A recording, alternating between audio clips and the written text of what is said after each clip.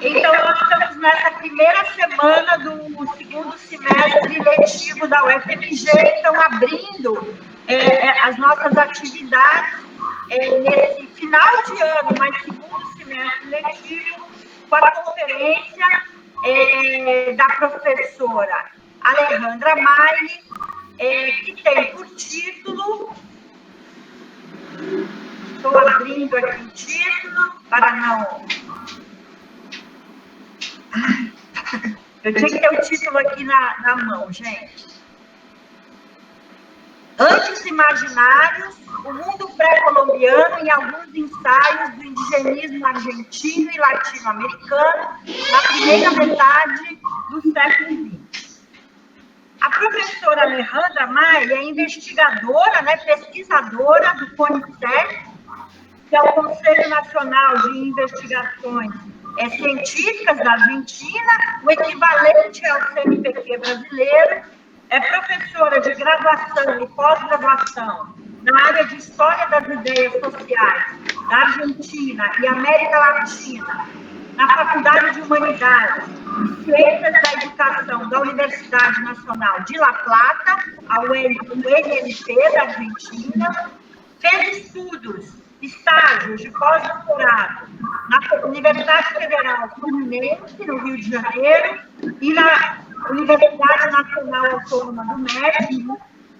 Recebeu, entre outros reconhecimentos, o primeiro prêmio de a sua trajetória científica pela UNLP em 2010 e também é integrante do Instituto de Investigações em Humanidades e Ciências Sociais da UNLP CONICET. Ela estuda principalmente as concepções dos intelectuais sobre as culturas populares na Argentina e América Latina entre fins do século XIX e a década de 1950. Publicou inúmeros artigos e capítulos de livros, além dos seguintes livros: Brasil, Máquinas e Maquinários, Setores Populares e Cultura Popular, em la novela y en el ensayo social brasileño del siglo XIX a la vanguardia, publicado em Buenos Aires em 2011, que é fruto do doutorado da Alejandra, e que, como vocês viram pelo título, ela estudou História do Brasil, os setores populares e a cultura popular na produção intelectual brasileira,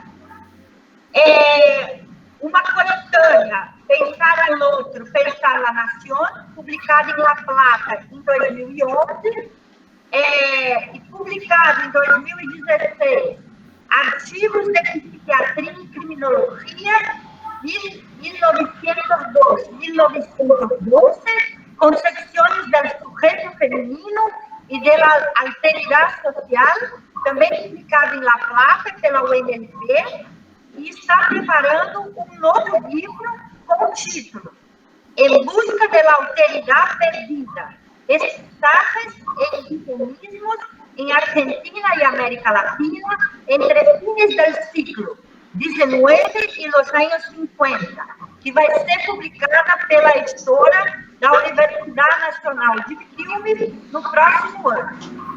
Então, eu tenho o prazer de receber aqui, virtualmente, é uma promoção do Núcleo de Pesquisa em História das Américas, o NUPA, da UFMG, e o Projeto Brasiliana, coordenado pela professora Eliana Dutra, também do Departamento de História da UFMG.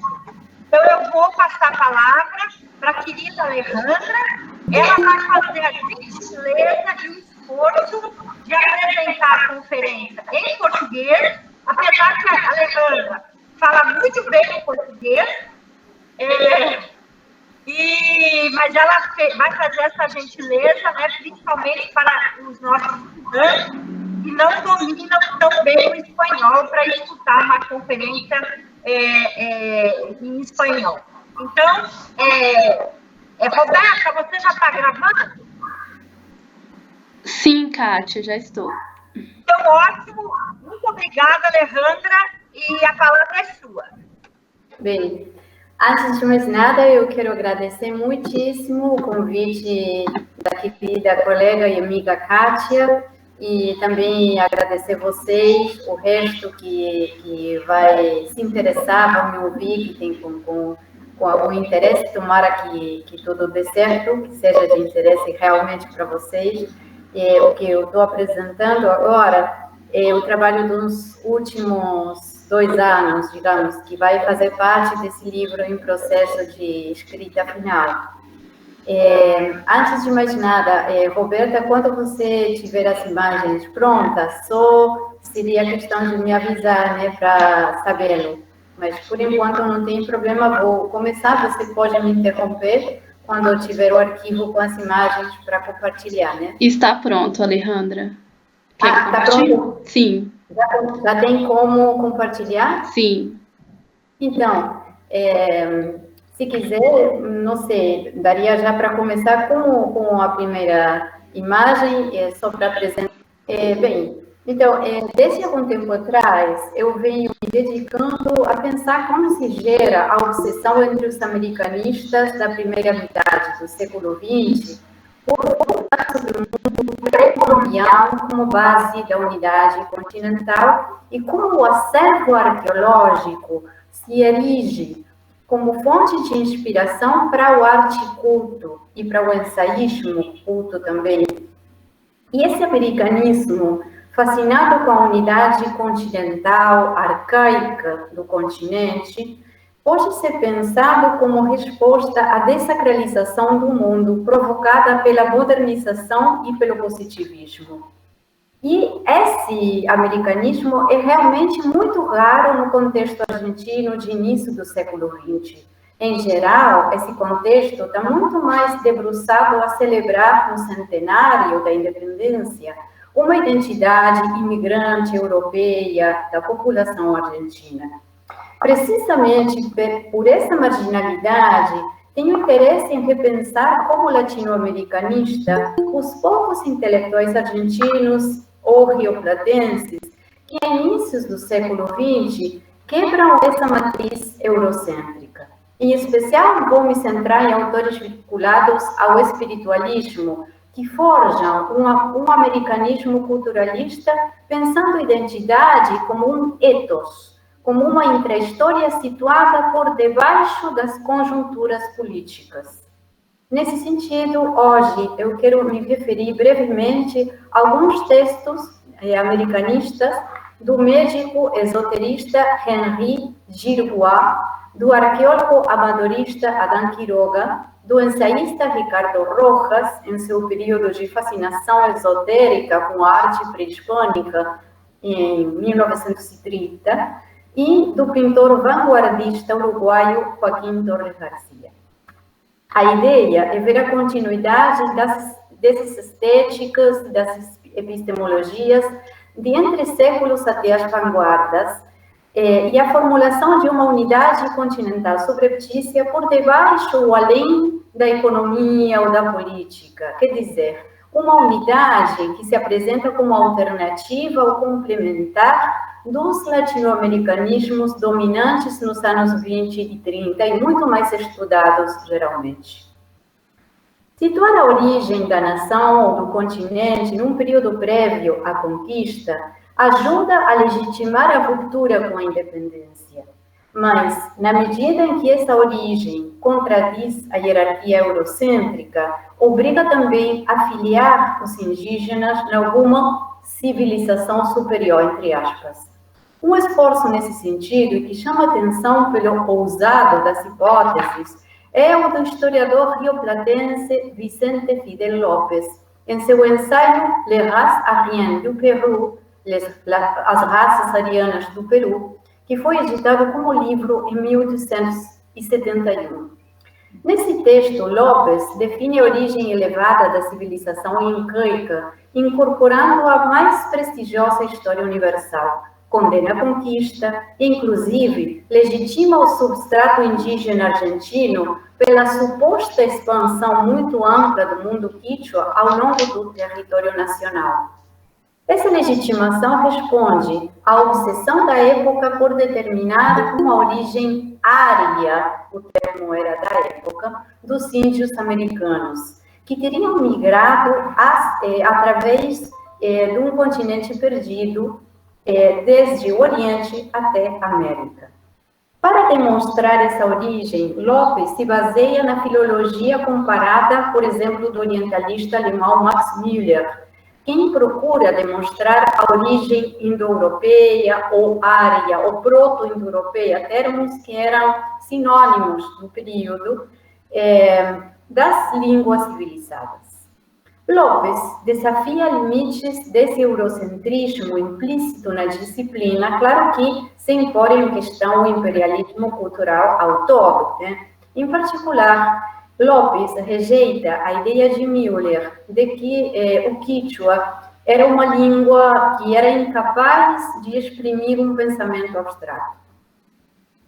A tese de Lopes sobre a origem ária dos Incas foi significativa entre vários intelectuais do continente no mesmo período. Por exemplo, incidiu no brasileiro Couto de Magalhães para legitimar os indígenas no Brasil. Além disso, repetindo um lugar comum do indianismo romântico, Lopes inclui uma tranquilizadora arqueologização da alteridade, pois esse passado prestigioso contrasta o tempo todo com a decadência atual dos indígenas, que para Lopes tem se convertido, cito, em túmulos vivos da antiguidade americana, longe completamente daqueles laços com uma origem indo-europeia prestigiosa, né? Agora bem, 3 décadas mais tarde, o médico francês residente na Argentina, Henri Girbois, edita um livro, Le culte chez les aborigènes de l'Amérique du Sud, em 1897 em francês e em 1901 em espanhol. Lo oculto entre los aborígenes de la América del Sur. Nessa segunda versão em espanhol, incorpora mais informação etnográfica sobre guaranis e araucanos, embora mantenha o privilégio dado aos antigos peruanos e quichuas, privilégio que foi herdado do olhar de Lopes e que tem uma longa tradição prévia. Se tivermos as imagens, aí eu gostaria de mostrar as capas dos livros do Lopes e do Girbois também. Do contrário, eu continuo, não tem problema.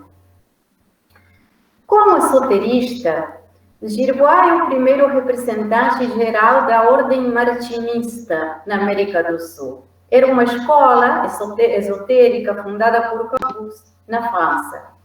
Mas a diferença do modelo francês, Girbois, que entra em contato com o mundo indígena como médico da chamada campanha ao deserto, quer dizer, aquele processo militar repressivo que foi em contra dos indígenas da Patagônia e que terminou com a apropriação do território dos indígenas no sul, justamente ele entrou em contato com esse papel do lado, digamos, do exército repressivo, mas se transforma num indigenista, num esoterista indigenista, e funda em Buenos Aires uma escola hermética, uma école hermétique, seguindo o modelo do Papus na França, mas que oferece em Buenos Aires cursos sobre ocultismo centrados no estudo do mundo pré-colombiano.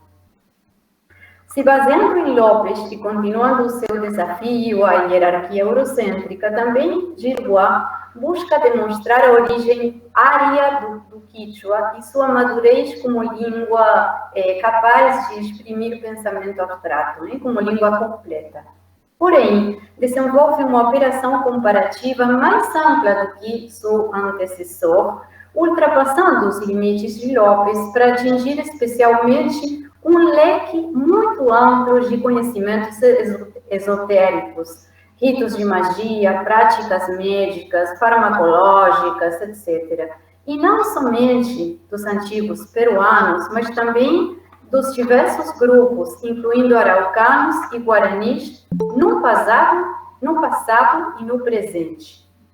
Desse modo, procura demonstrar a profunda compatibilidade entre Oriente, Ocidente e o mundo indígena, pré-colombiano e contemporâneo, em base a um duplo critério. Por um lado, a origem pré-histórica comum, através daquela hipótese de uma migração pela passagem por um continente perdido, né? Atlântida, geralmente.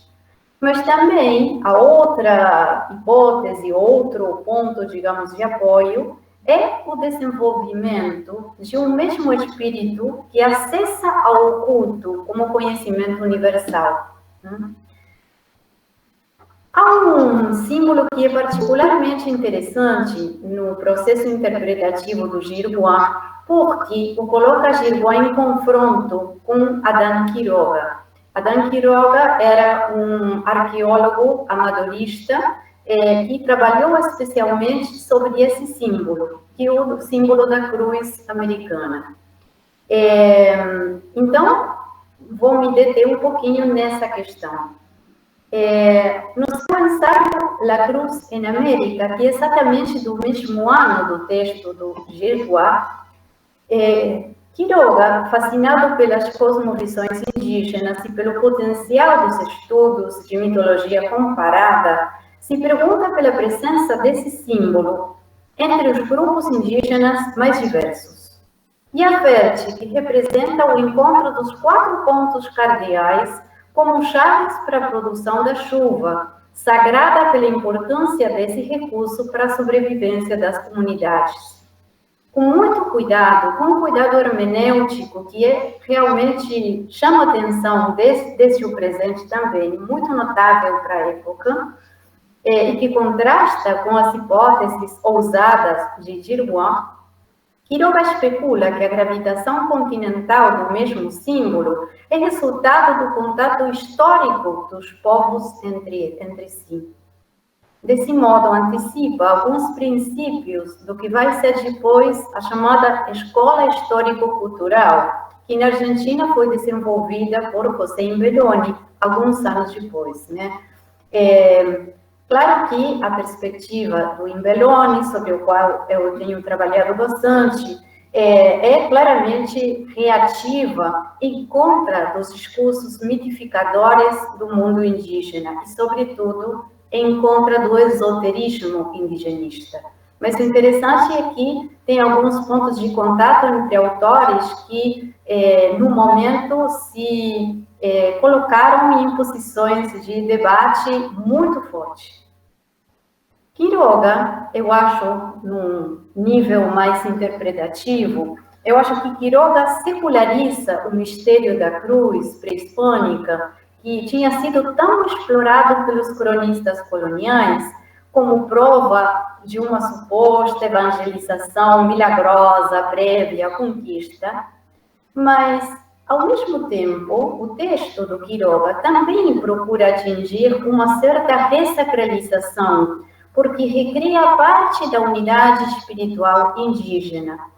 Como Quiroga, como Girguá, também Quiroga responde indiretamente à pergunta pela identidade nacional no momento de crise, pelo impacto do chamado, na Argentina, aluvião imigratório, né? Esse estouro, digamos, da imigração europeia de entre séculos.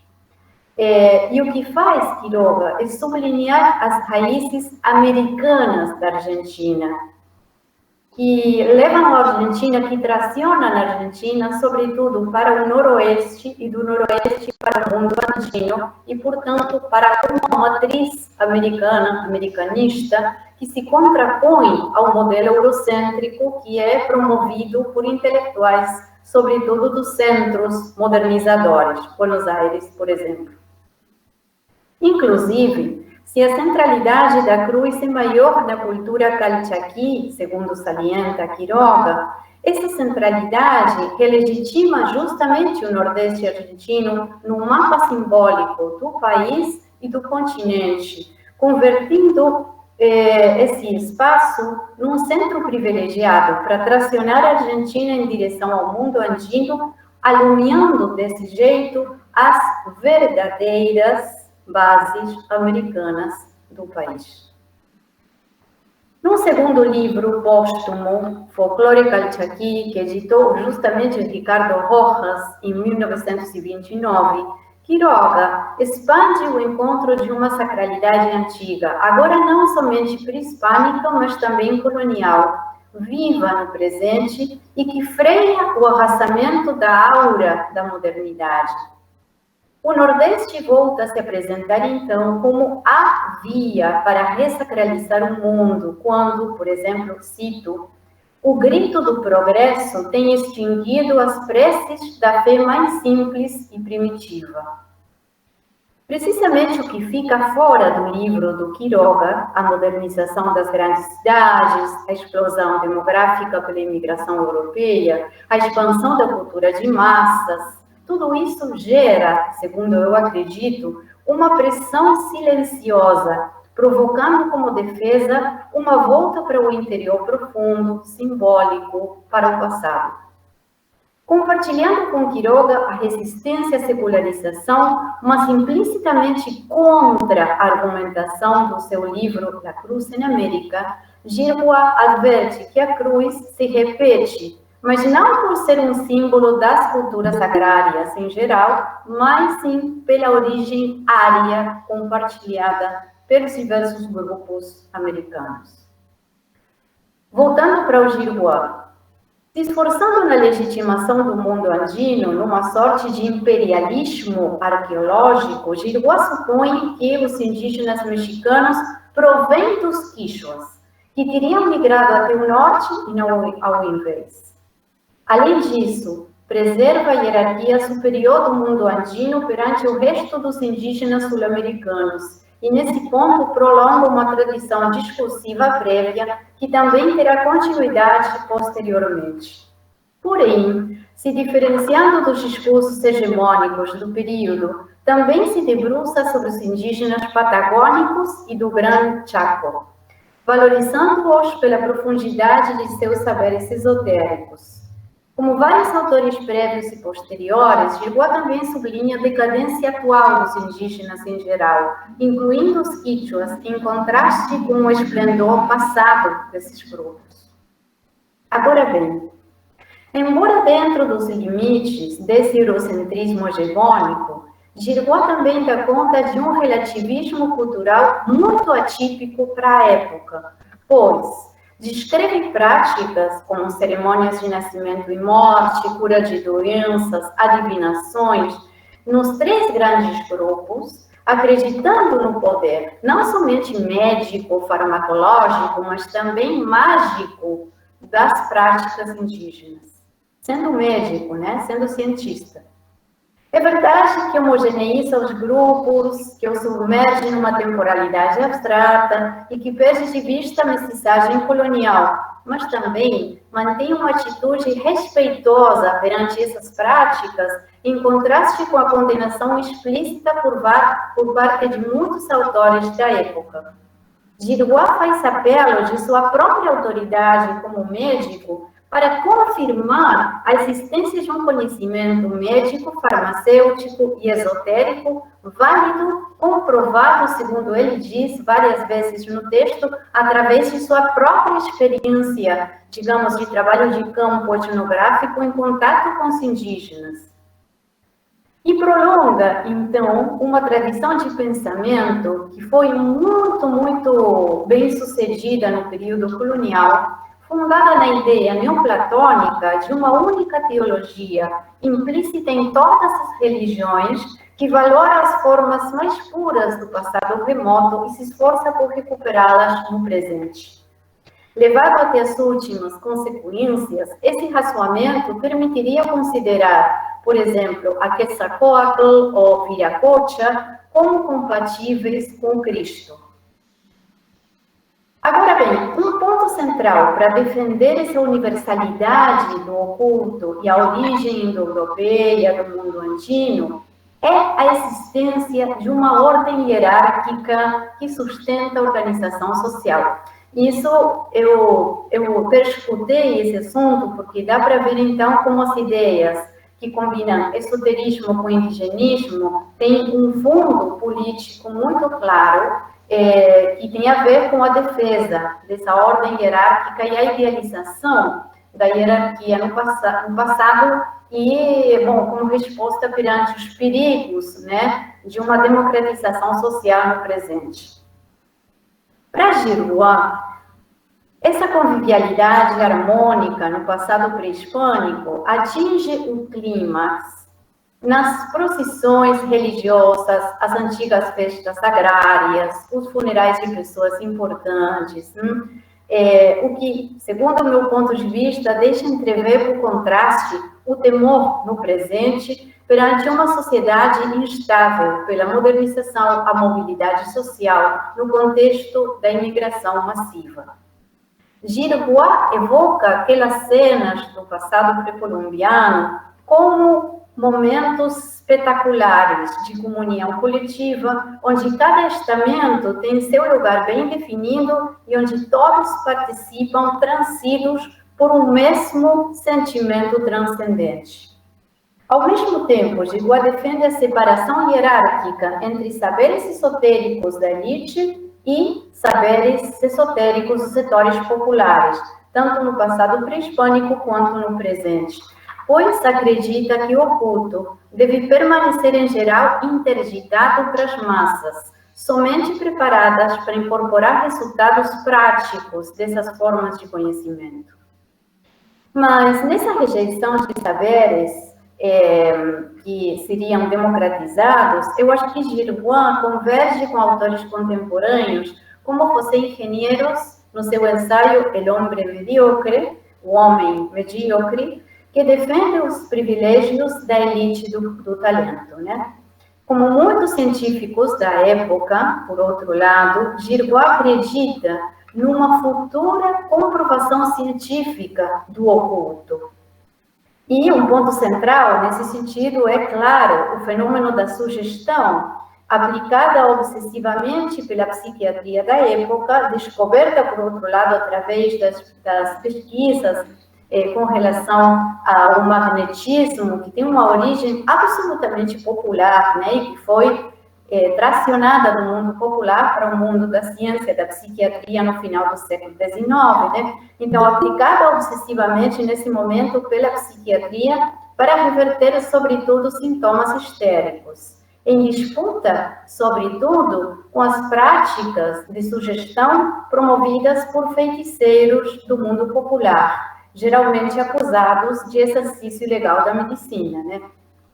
Agora bem, Giroux, como médico, exalta o conhecimento médico dos feiticeiros índios, no passado e no presente, para curar por sugestão, criando, portanto, uma integração fraterna de saberes. Esse conceito de fraternidade é central no vocabulário esotérico do Giroux. Essa atitude estabelece um contraste flagrante com relação à condenação patologizante dos mesmos elementos por parte da medicina ocidental contemporânea. É legível, por exemplo, no seu intelectual brasileiro, Raimundo Nina Rodrigues, né, que trabalhou sobre religiosidade afro-brasileira com um olhar muito centrado na patologização. Dá só lembrar o seu diagnóstico da rebelião de Canudos e o trabalho sobre os candomblés e as práticas como patologias, manifestações histéricas, sobretudo, né? Bom, o olhar do Giroux não tem nada a ver com esse tipo de perspectivas no mesmo momento. O relativismo de Giroux acompanha uma condenação aberta da campanha ao deserto, e também uma condena da conquista prévia, inclusive uma denúncia sobre a exploração dos indígenas na Argentina e nos continentes sul-americanos no presente, como práticas que desarticulam uma ordem econômica, social, política, religiosa e estética muito completa e elevada. A sua defesa atinge o clímax no final do ensaio, quando Girguá assume um tom abertamente igualitarista, muito atípico para a época, para denunciar os abusos que perduram no presente. Inclusive, ele chega a advertir que são, cito, crimes de lesa humanidade. E ele diz, tem-se abolido a escravidão do negro, é imprescindível agora a abolição da servidão e da exploração do índio. 1901. Em conclusão, Girguá busca uma inflexão americanista do esoterismo para responder ao eurocentrismo, se baseando na universalidade do esotérico e na origem proto-europeia das grandes civilizações indígenas através de uma provável imigração remota. Essa perspectiva será compartilhada por outros autores nas décadas seguintes, né? Por exemplo, o alemão Arnold Krumheller, que foi sucessor do Girguá na mesma ordem Rosa Cruz esotérica em Buenos Aires, adota o nome de Viracocha e se apresenta como um iniciado nos mistérios rituais pré-colombianos pelos indígenas de Cusco. E com essa imagem constrói uma sorte de mediação entre o esoterismo ocidental e o esoterismo indígena.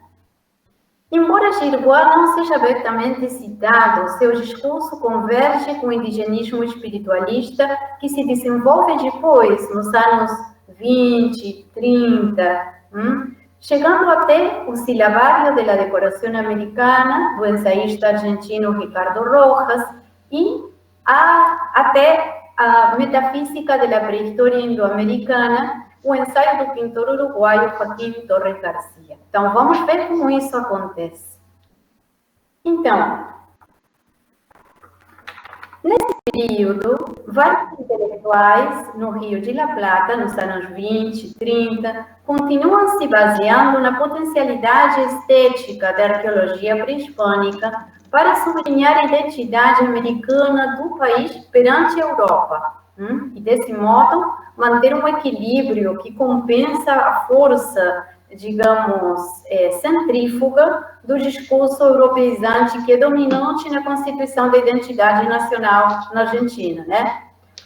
Essa perspectiva se traduz na procura de um estilo arquitetônico inspirado, por exemplo, em monumentos pré-hispânicos, ou na mestiçagem indo-hispânica também, no campo da arquitetura, no campo da literatura, da música, do ensaísmo, da pintura, né? Por exemplo, na exploração de uma plástica moderna de tema americano.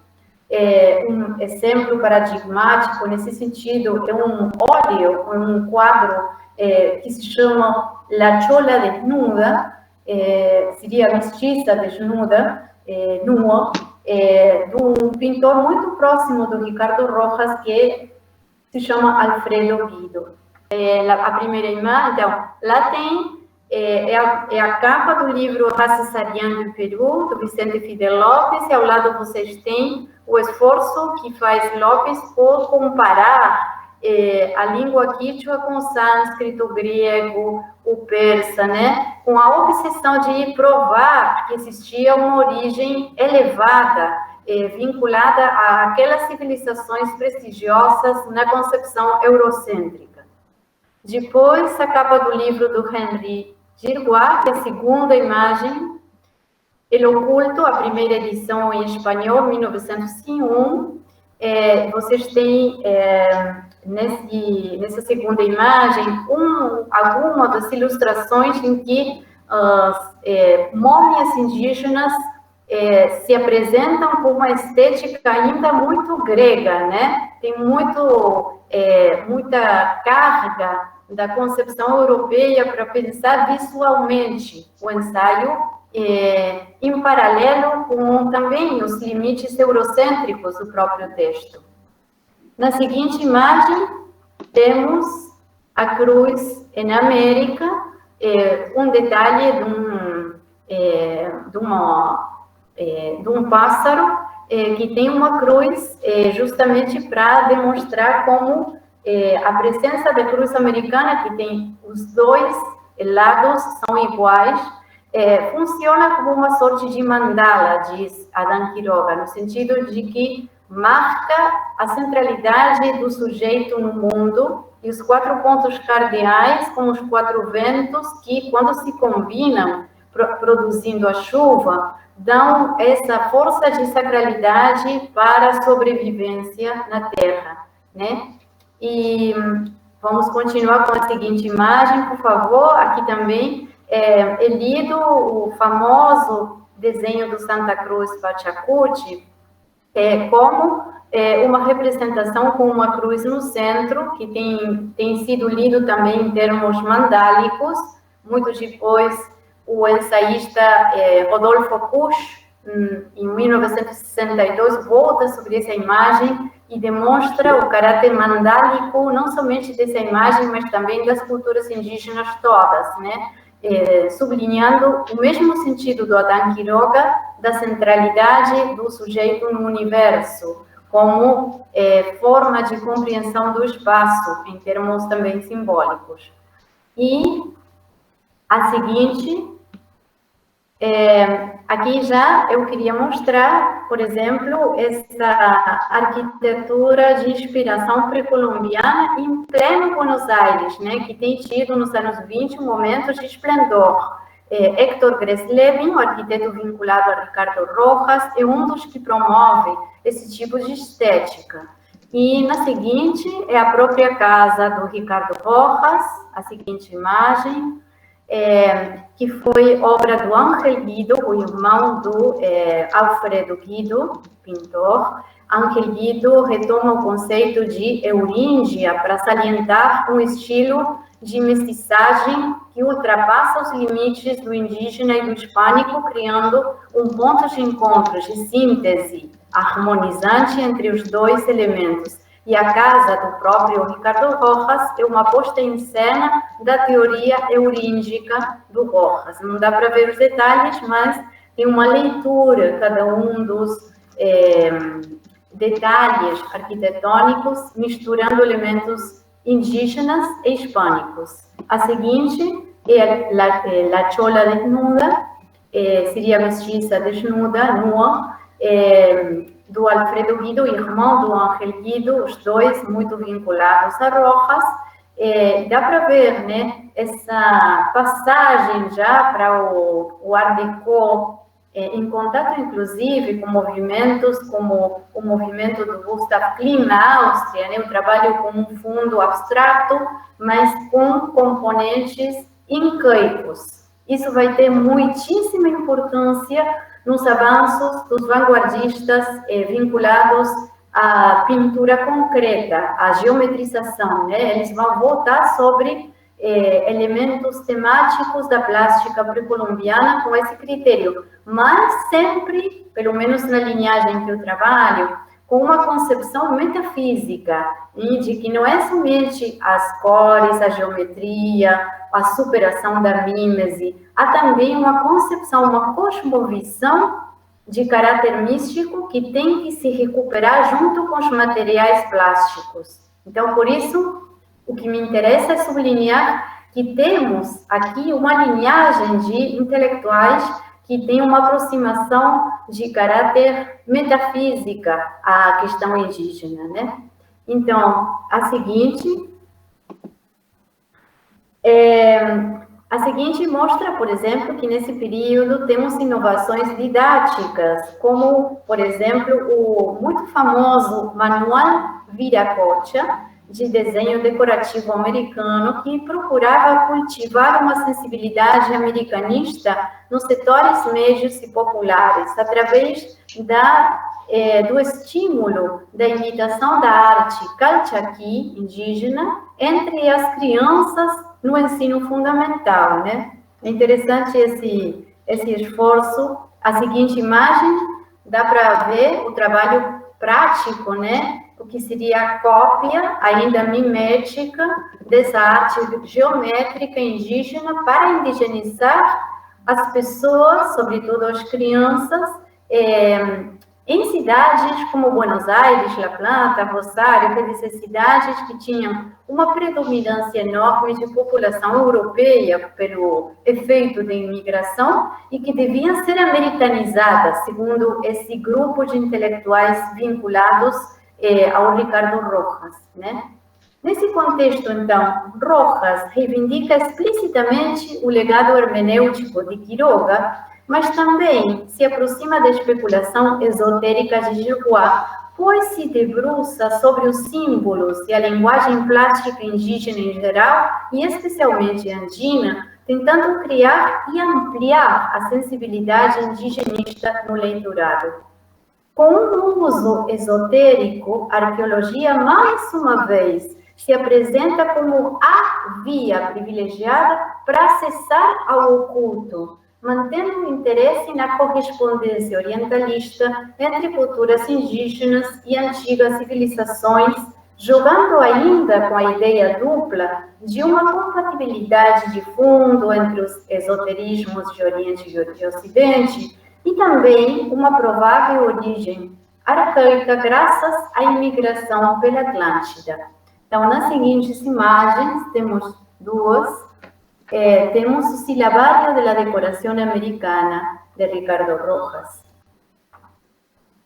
É simplesmente um exemplo do trabalho estético que acompanha o conteúdo de uma estética que procura a americanização de todos os consumos das artes decorativas na Argentina, né? O que ele se propõe é uma americanização indo para o inconsciente coletivo argentino, para criar uma consciência americanista que, desde o ensino fundamental para adiante, consiga penetrar e, sobretudo, desfazer o preconceito contra o indígena, que na Argentina seria verdadeiramente um empecilho para resolver o problema da identidade nacional.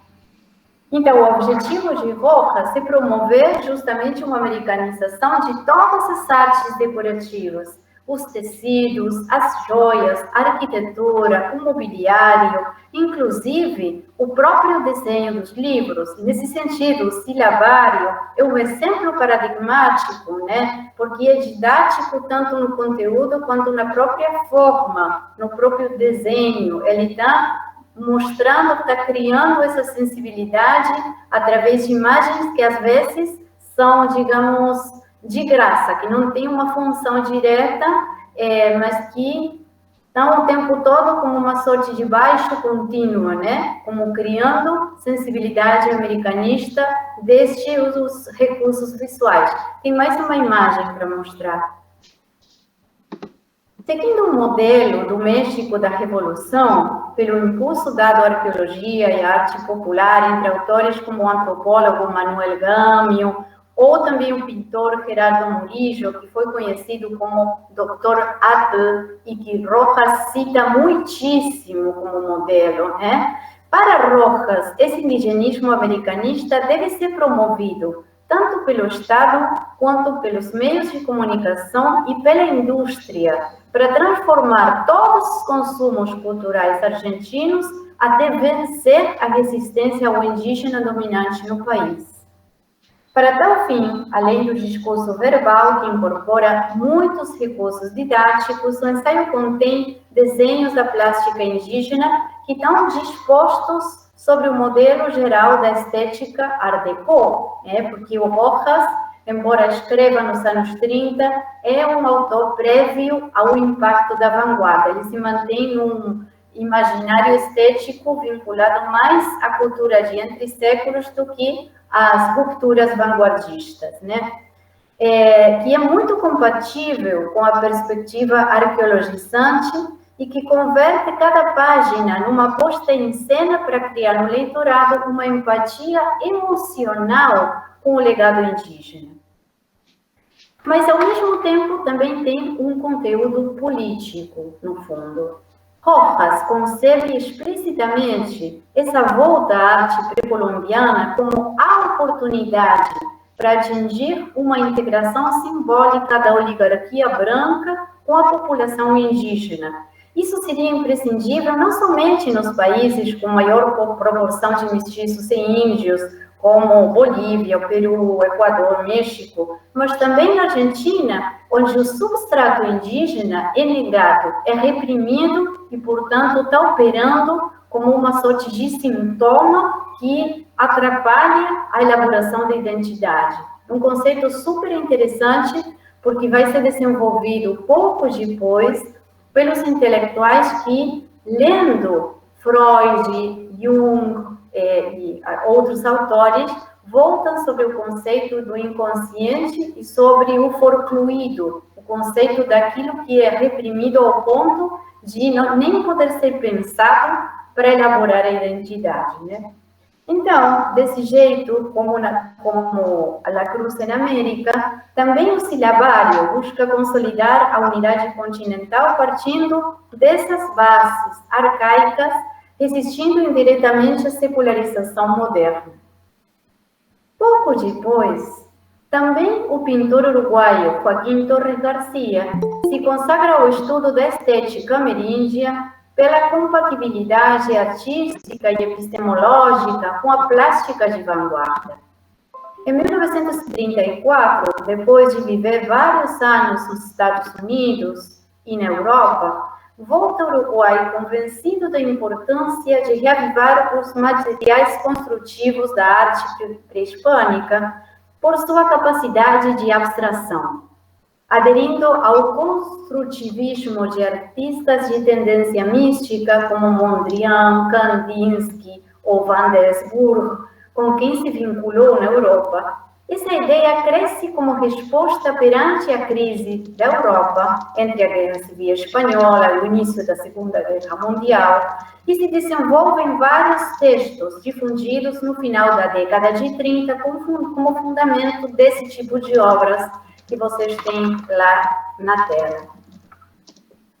No ensaio Metafísica da Pré-História Indo-Americana, de 39, Torres Garcia sublinha que as culturas pré-hispânicas revelam a mesma abstração geométrica do que a arte de vanguarda, com recursos formais semelhantes como a bidimensionalidade e a resistência à mímese, e que, do ponto de vista espiritual, procuram a mesma, cito, elevação laico-religiosa pela arte, né? Então, claramente, estamos dentro de uma mesma linhagem do que eu considero um continentalismo, um americanismo de inspiração metafísica e que, cuidado, não tem uma orientação política reacionária, pelo contrário, digamos, tem uma variabilidade ideológica que inclui perspectivas democráticas e fortemente relativistas, e nesse sentido, completamente, digamos, marginais ou até contra-hegemônicas respeito dos discursos dominantes, né? Para Torres Garcia, a recuperação do mundo pré-hispânico supõe a reprodução objetiva dos desenhos, não supõe a reprodução objetiva dos desenhos indígenas, que seria própria de uma arqueologia científica. O que ele quer é uma recriação moderna, apenas inspirada nos princípios geométricos da plástica arcaica. Como uma base teosófica afim a de Rojas e dentro do mesmo leque do esoterismo compartilhado por Giguá, Torres Garcia identifica a secularização como o cerceamento da integridade do homem com o universo. Desde ali põe em questão o capitalismo e procura atingir o caráter anônimo da criação popular, definindo o artista como um simples construtor.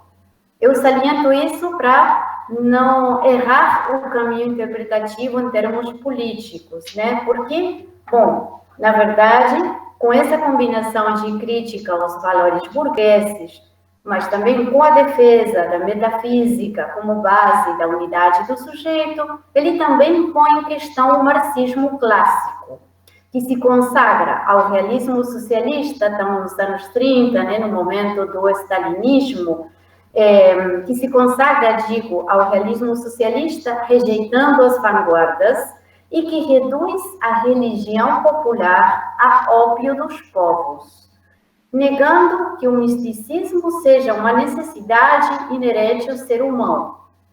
Por isso, quando rejeita o indigenismo marxista, insiste em que o problema do índio não é somente econômico, mas também espiritual, voltando implicitamente sobre o misticismo do Girguá e de Rojas.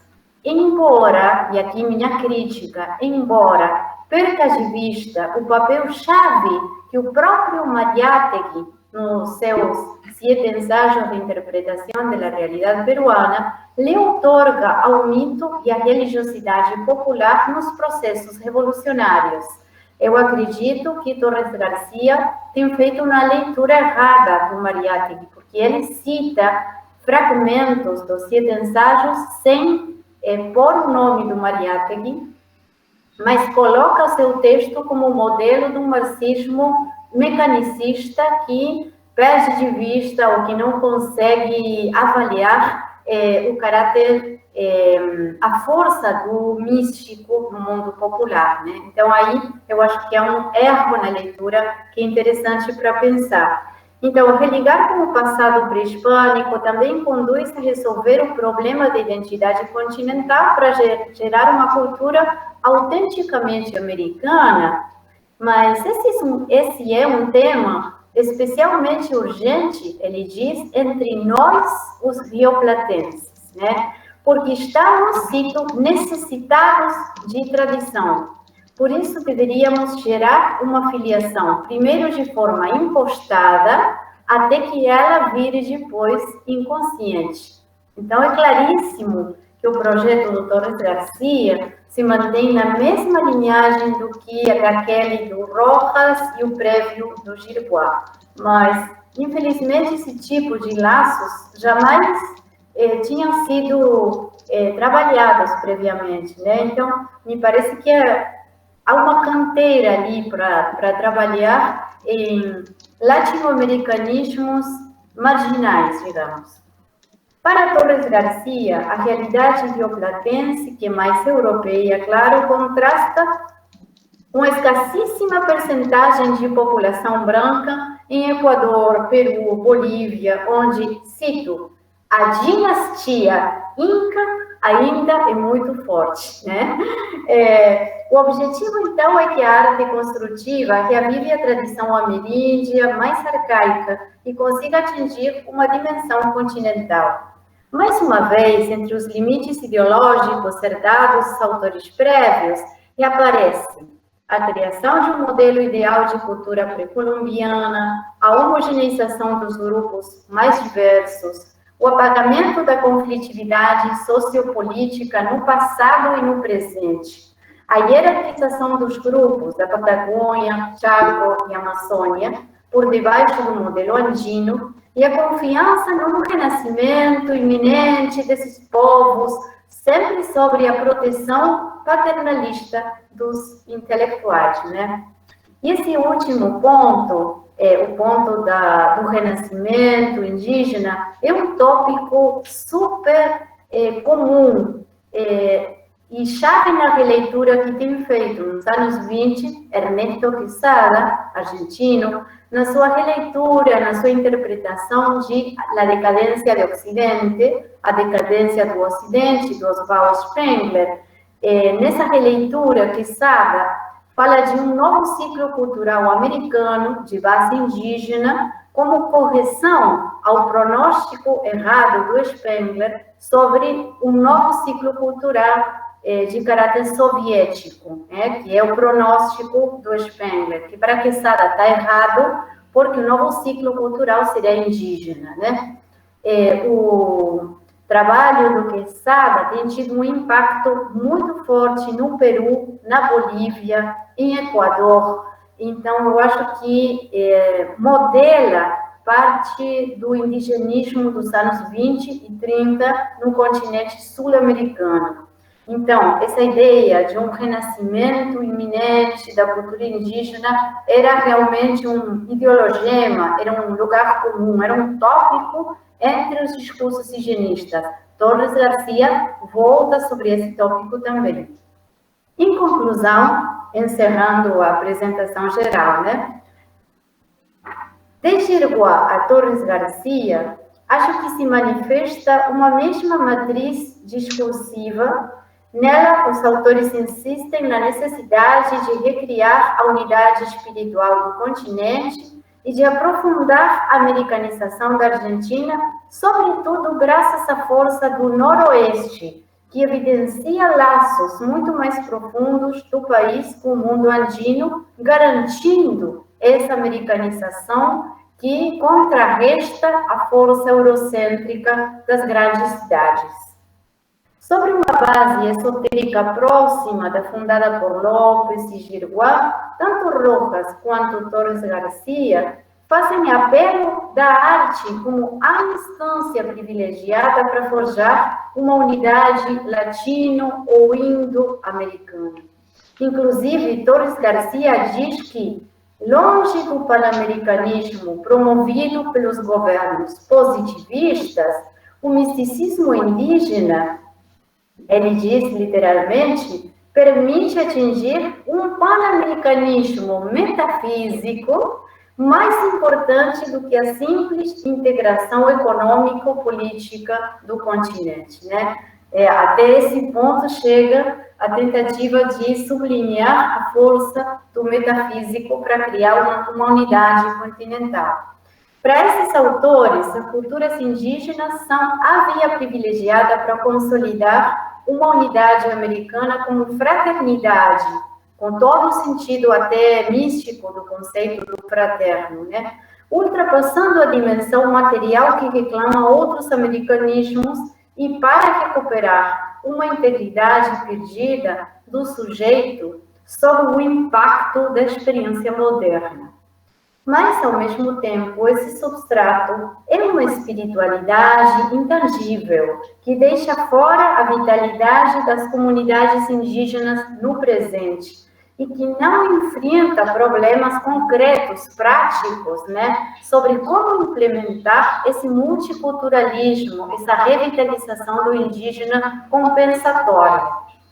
Mesmo assim, creio que essa linhagem de autores se aproxima da emergência do que será o conceito de inconsciente coletivo, por exemplo, chave entre antropólogos e vanguardistas vinculados ao primitivismo, também nos anos 20 e 30. Por exemplo, a noção de inconsciente folclórico que formula Arthur Ramos em O Negro Brasileiro, ou a obsessão de Mário de Andrade em Macunaíma por explorar o pensamento mítico na cosmovisão amazônica, para fazê-la reviver e absorver a experiência da modernidade.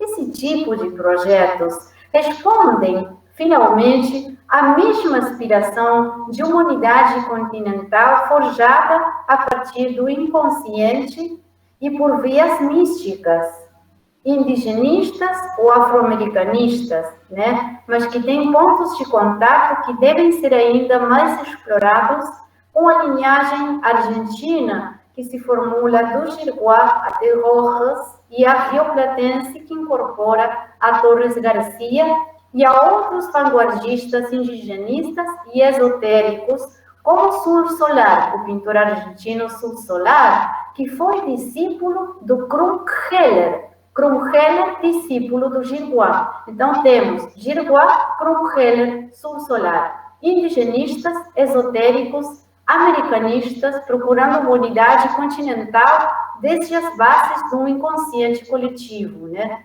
E como compensação do eurocentrismo e como compensação dos latino- ou pan-americanismos mais racionais, digamos. Como nos candomblés, nas macumbas, nas pagelanças no Brasil, esse misticismo arcaico não ocidental que temos apresentado agora é imaginado por esses autores com saudade, como criador de laços sociais não racionais, mais sólidos daqueles gerados pelos nacionalismos cívicos, como via principal para recuperar uma comunidade perdida e como modo de superar a fragmentação do sujeito na modernidade. E é nesse sentido que eu acho que o primitivismo vanguardista tem laços muito mais fortes do que tem se explorado com o esoterismo de entre séculos, que cria condições para o relativismo cultural posterior. Então, eu vou deixar aí, só tinha mais algumas imagens, pode apresentar, Roberta, se quiser, do Torres Garcia, e a última, eu encerraria, pode continuar. Em geral, essas aqui são, essa aqui, deixa aí. Então, esse aqui, que é muito famoso, que é o mapa da América Invertida, que mostra a preocupação de Torres Garcia por iniciar um processo de decolonização do pensamento americano, sul-americano, né? Que vai ser depois, inclusive, recuperado por intelectuais argentinos posteriormente, né? Por exemplo, por Arturo Jauretche, no seu livro La Colonização Pedagógica, a colonização pedagógica, ele volta sobre a imagem da inversão do mapa como estratégia para criar uma empatia com um pensamento que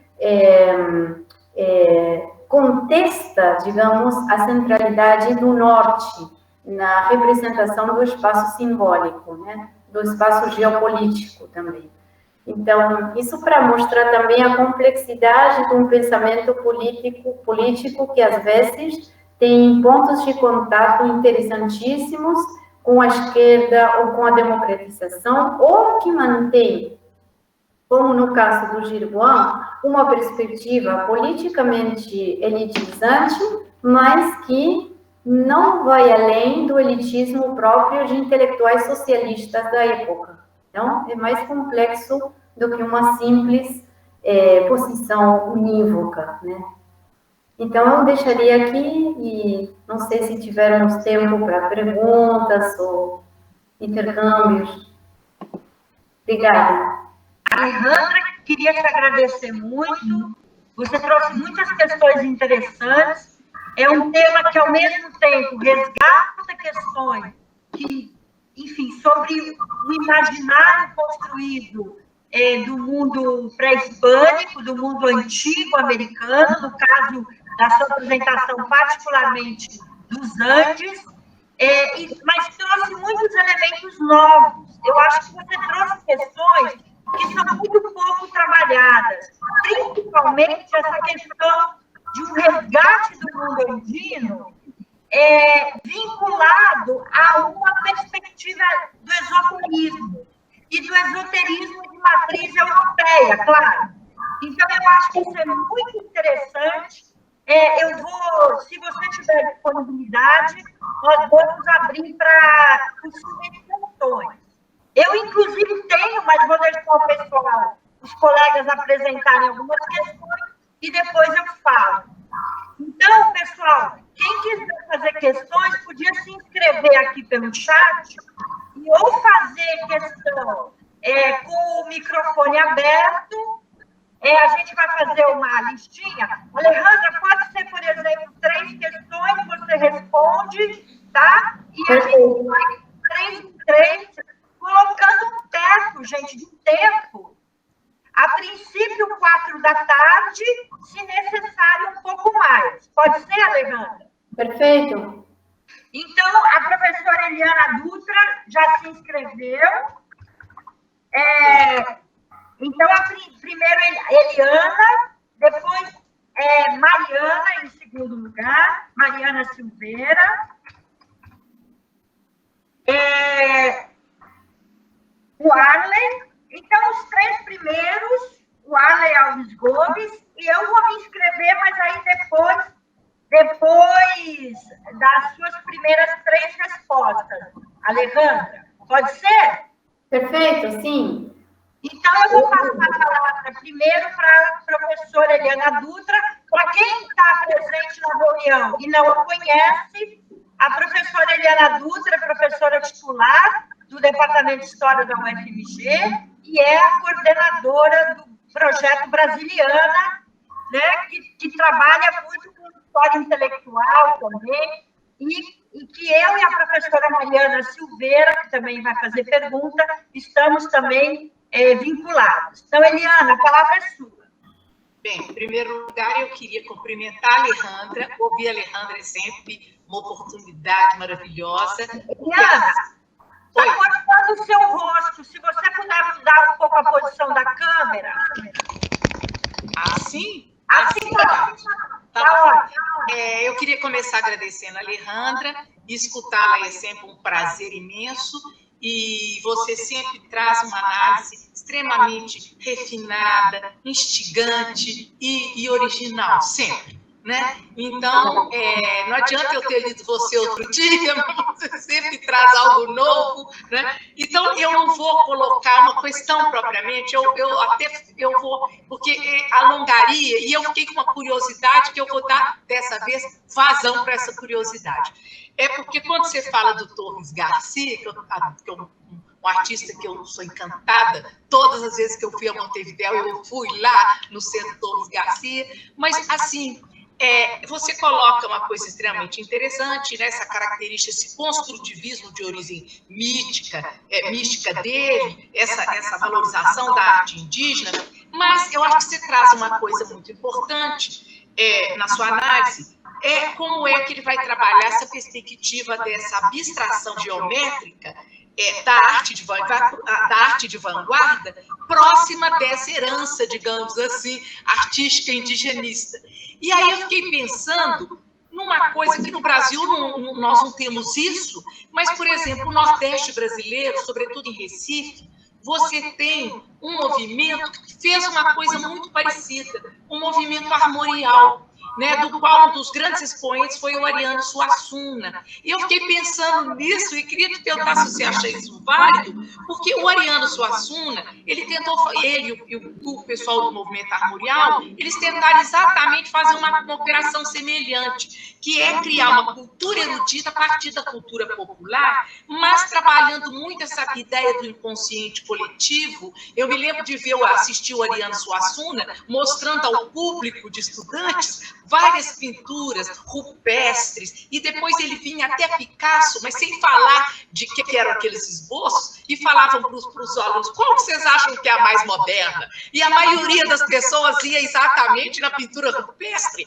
e ele falava, enfim, é esta mesma ideia, e sobretudo, que ele vai trabalhar aquela coisa do romanceiro popular, a heráldica, né? Ele trabalha a cultura, as alegorias, aquela coisa, ele escreveu aquele livro, A Pedra do Reino, depois o Alto da Compadecida, e sobretudo porque as procissões, essas alegorias, e tudo isso ele vê emblemas, alegorias, né? Ele vê elementos desse inconsciente coletivo, aquela coisa barroca, épica, encantada ao mesmo tempo. Então eu queria te perguntar se a gente não poderia falar de aproximar um pouco, não é, esse movimento armorial de uma certa tradição, não é, de fazer essas aproximações, de superar, de romper com uma visão da cultura eurocêntrica, com a perspectiva eurocêntrica da cultura, e tentar aproximar,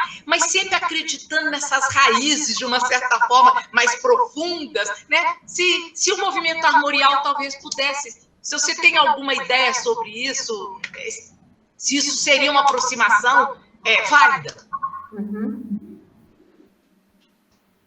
Obrigada, mas eu vou respondendo aos poucos ou espero para ter várias perguntas e depois, o que você prefere? O que acha melhor? Alejandra, se você puder, de 3 em 3, para a gente dar um tempo. O que você acha? Perfeito, sim. Tá, então eu vou passar para a Mariana Silveira, que é colega aqui do Departamento de História da UFMG, e também participa tanto do NUPA como do projeto Brasiliana. Mariana, e ajuda aqui na parte técnica também. Não, hoje eu não tenho nada a ver com a parte técnica. Obrigada, Kátia. Bom, Alejandra, queria vou ajudar, Mariana. Queria me unir aos elogios da Eliana. Eu nunca tinha tido a oportunidade de te ouvir falar, já tinha lido o texto, claro, porque, enfim, muitos dos seus interesses convergem com coisas que eu trabalhei ao longo do doutorado. Já estou ansiosa para ler esse livro. Eu teria, talvez, um comentário, uma provocação e uma pergunta mais pontual. O comentário, eu fiquei pensando nas relações e talvez nas fricções de tudo isso que você tem estudado com outros americanismos mais ou menos contemporâneos, mas que não são exatamente econômicos ou diplomáticos no sentido oficial, como você mencionou, uma crítica a esse pan-americanismo mais dos governos, né? Eu fiquei pensando particularmente numa certa valorização da cultura como um âmbito até de apaziguamento entre os povos, né? A ideia de desarmamento moral vira ali uma verdadeira tópica do Entre Guerras, dá origem a uma série de acordos de cooperação cultural, enfim, mas tenho a impressão de que esse é um movimento que se dá muito mais num certo âmbito da cultura letrada, e uma cultura mais racionalista, embora ele resvale em alguns diálogos com a cultura popular, né? Eu, inclusive, tenho uma aluna de iniciação científica, acho que ela está até aqui, a Clara Duarte Lara, que está estudando a exposição de arte popular que acontece no Chile, em 39, se eu não me engano, me corrija aí no chat se eu estiver errada, Clara, e que é também uma iniciativa de valorização das artes populares americanas, mais ligada a uma comissão formal de cooperação intelectual, que, em última instância, está vinculada lá à Liga das Nações, né? Então, queria talvez te ouvir um pouco sobre isso, sobre esses outros americanismos, que não são nenhuma dessas duas coisas que apareceram na sua fala, tá? E a provocação que eu queria te fazer, Alejandra, queria te ouvir um pouco sobre como você vê, até que ponto, em que medida, esse olhar para os indígenas, ele é ou não é um olhar do exótico, do exotismo e do exotizante, né? E te pergunto isso muito pensando numa crítica que o Achille Mbembe faz, no Crítica da Razão Negra, a como as vanguardas artísticas europeias se apropriam de certas manifestações das artes populares africanas, né? De uma forma que, se por um lado é uma valorização, por outro é uma exotização que acaba roubando uma série de atributos daqueles sujeitos, né? E a pergunta mais pontual que eu queria te fazer é sobre o lugar das mulheres nisso tudo. Se aparece uma discussão sobre o feminino, uma das imagens do Torres Garcia que você mostrou até tinha lá o feminino e o masculino de um lado, né?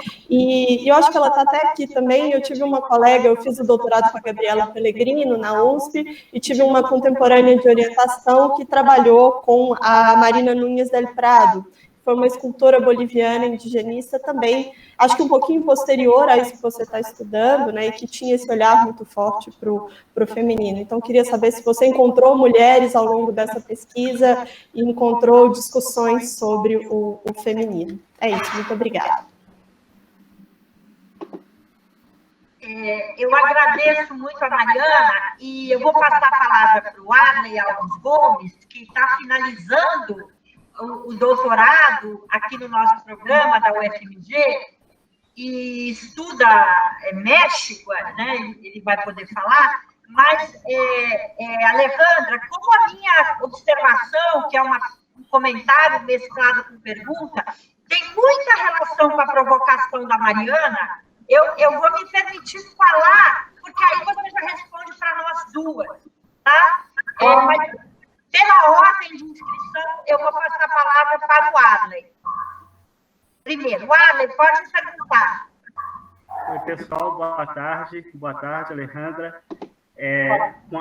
Eu quero te agradecer, gostei muito da apresentação. É um tema que eu particularmente conheço muito pouco, mas algumas coisas que você falou me deixou assim, bastante curioso.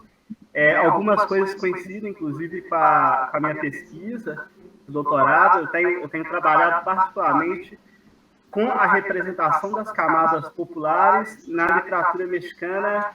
Eu vou mais ou menos ali entre 15 até 68, por aí.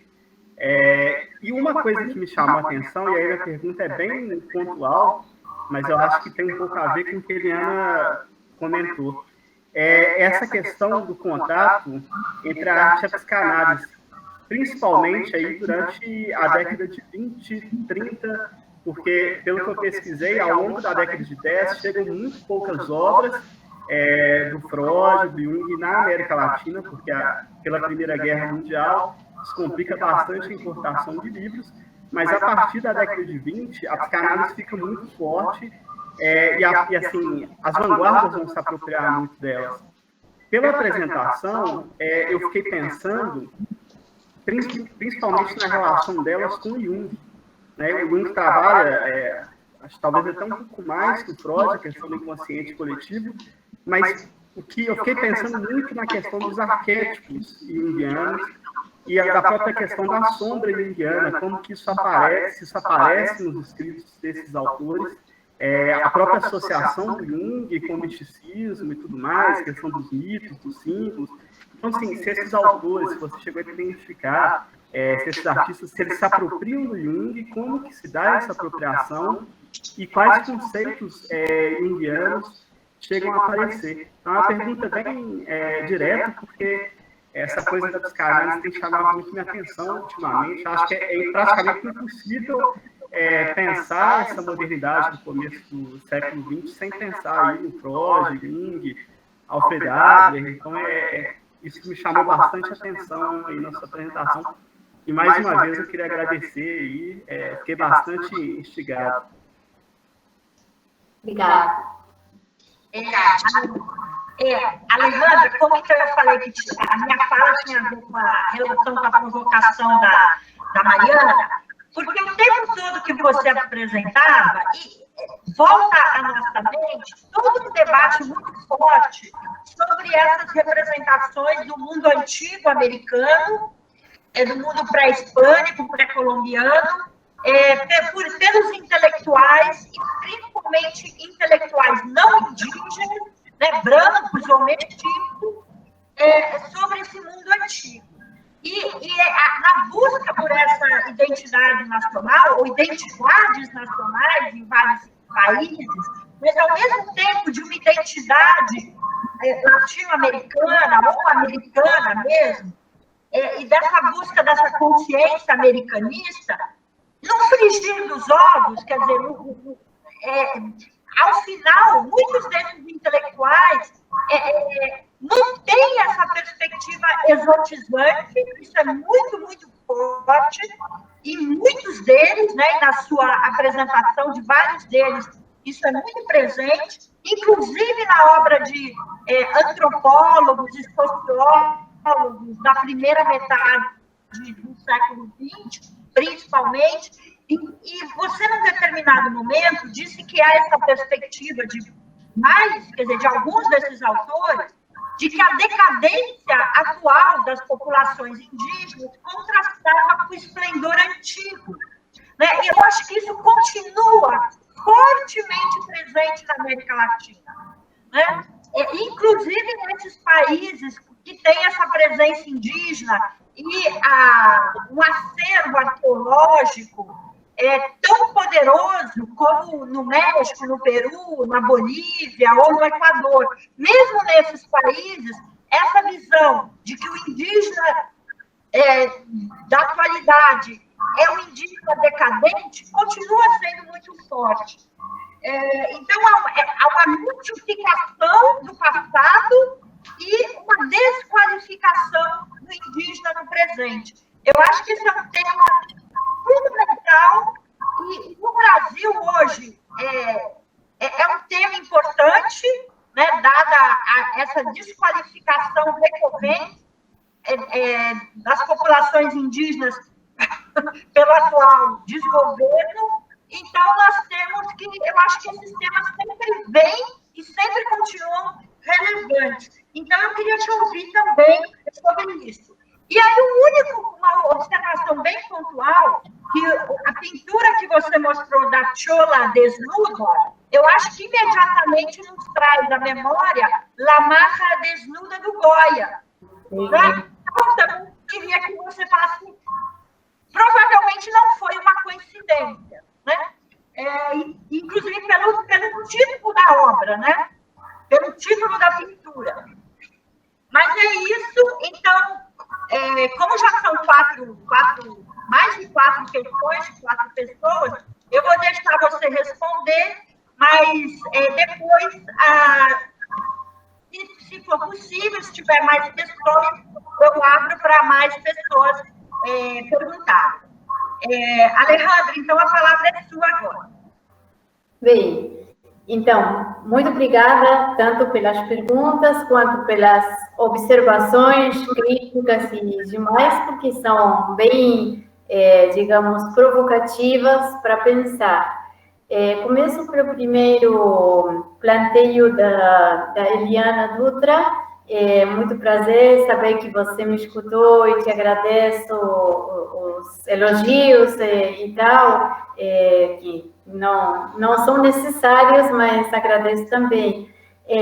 Muito interessante que você salienta sobre o Ariano Suassuna como projeto, digamos, que seria comparável aos casos prévios, né, que eu apresentei, que são realmente prévios, final do século XIX, primeira e segunda décadas, terceira década do século XX, no máximo, que tem pontos de contato claramente, e que temos muitíssimo a explorar dos processos que são parecidos, por isso, como, por exemplo, a minha formação foi mais no Brasil, inicialmente, e eu depois me debrucei sobre a Argentina com um olhar latino-americanista, e que eu estou sempre pensando como, sobretudo porque, pessoalmente, eu acho que muitos intelectuais argentinos são especialistas na Argentina, perdendo de vista essas correspondências, esses encontros